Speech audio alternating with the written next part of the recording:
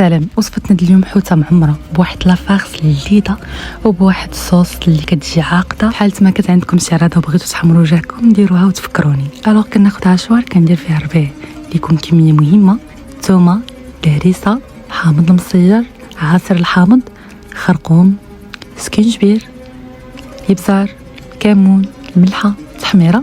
كنطحنوا جميع المكونات.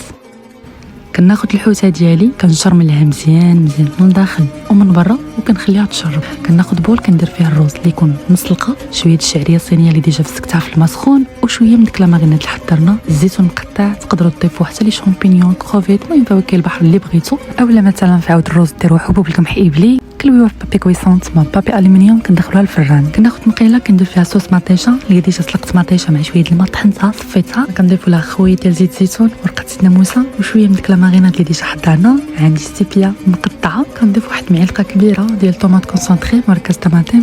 الوغ كنخلطوا جميع المكونات. ملي كطيب لينا السيبيا كنضيفوا الكروفيت اللي يكون كميه مهمه، الزعتر حتى هو واحد رشيشه مهمه، وكنخليو لاصوص ديالنا غير كيعقد على هذا الشكل هذا وكتكون جاهزه للتقديم. بالنسبه للديكوراسيون كديروا الديكوراسيون اللي بغيتو.